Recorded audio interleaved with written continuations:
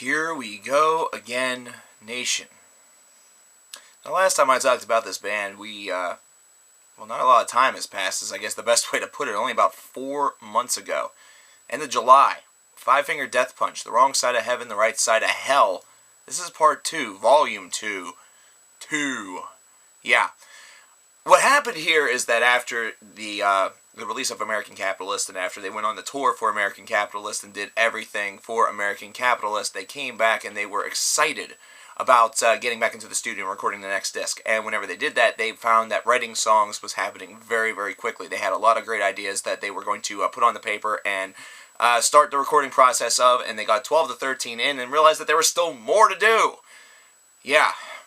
So we ended up with 2 separate volumes of the Wrong Side of Heaven, Right Side of Hell duality here, and typically whenever you see albums such as this, you sometimes can see that there's a little bit of a difference there, either that or sometimes there's a light side and a dark side. Sometimes in the case of Stone Sour, it's to complete a story. Same thing can be said about Coheed and Cambria's The Afterman.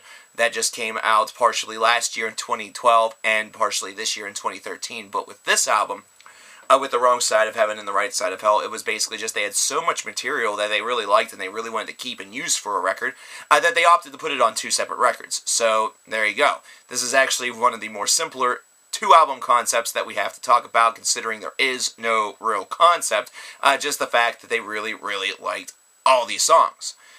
Did it help them? Did it hurt them? We're going to talk about it.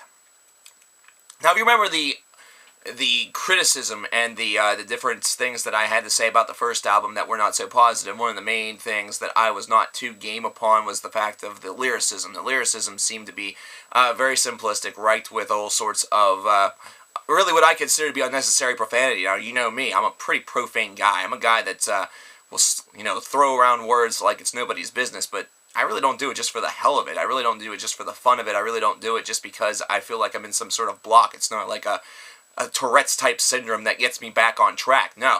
And that really that's the problem that I saw on the first album. It felt like, this was just posturism. This was, an attempt to really show some sort of machismo that really was kind of unnecessary and was kind of done way too often. And I noticed that a lot on the very first half of this album, especially the opening first couple of cuts here on Wrong Side of Heaven, Right Side of Hell Part 2.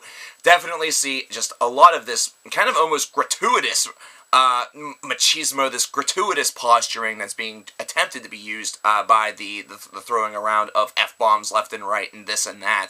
And it really kind of just, what this does is that it kind of brings down the overall value of everything that's being done surrounding it.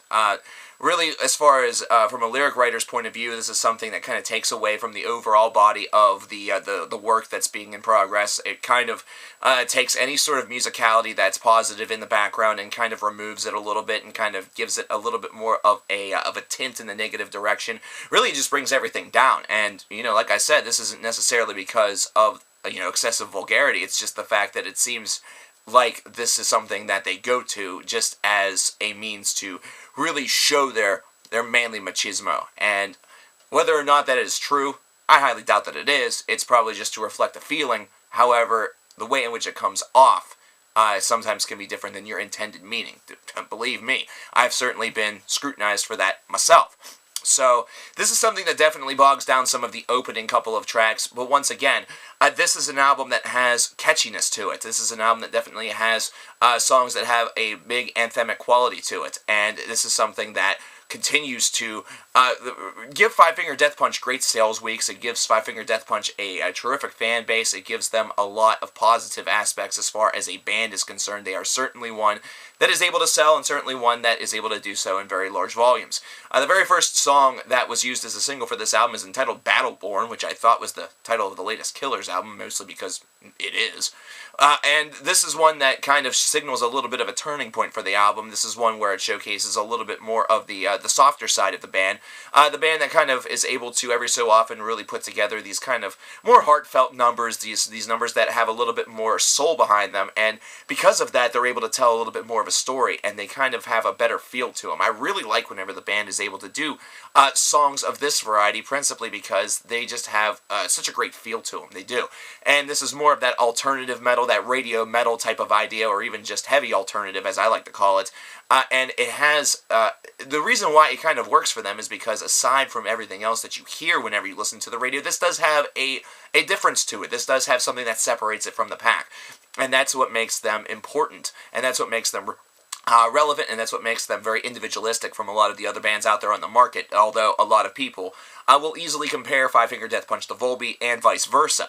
Now, this album does have a couple more moments kind of similar to that, so that's certainly a positive aspect, at least on my end.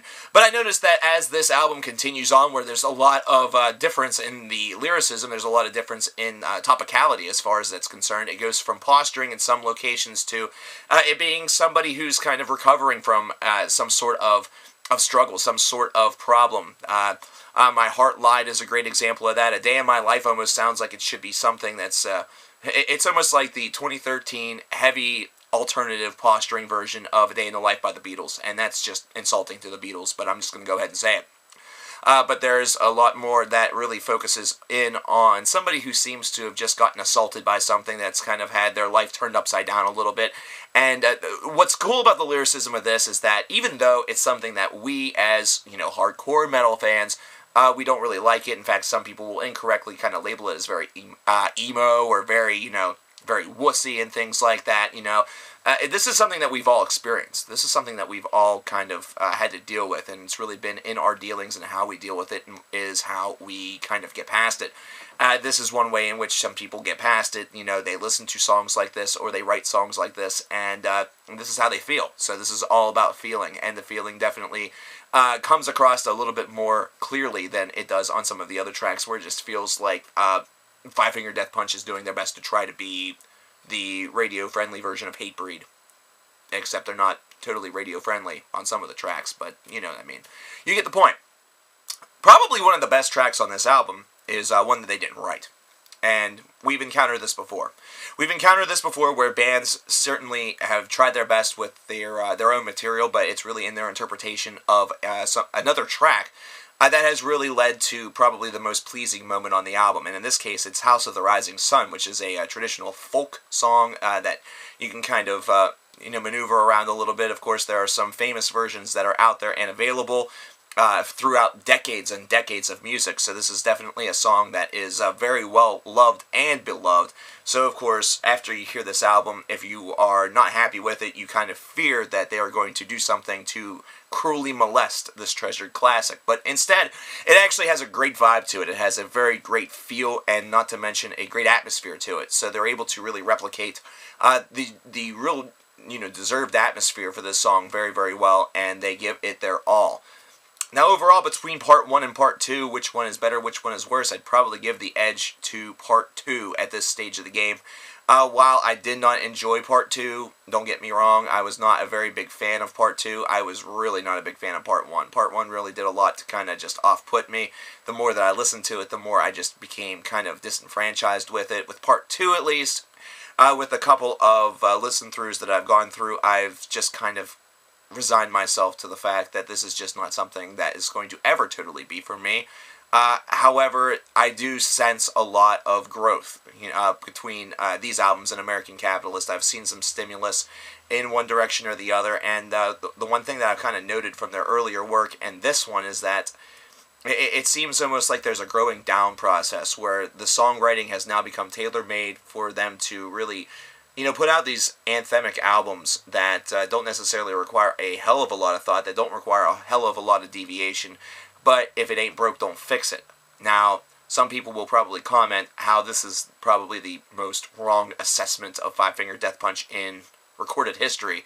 However, that's kind of what I'm getting from this. I'm getting that they're on that musical plateau where they have kind of an idea in mind and how they want to write and sculpt their albums. And until they really decide to deviate from that and really kind of take a little bit of a risk, this is probably what we're going to be getting for a while. So I guess if you like this, then you're going to be in heaven. But if you hate this, then this is going to be a band that you may want to tread lightly around. Overall, I'd probably give this album probably a 6.5, maybe a 7 out of 10. It definitely has... It shows some skill, it shows some ability, and it definitely differentiates itself from a lot of the stuff that's out there that would be really rated and looked at a lot worse. There's a lot of things that this band can offer that definitely makes them not only a metal band, but a heavy metal band.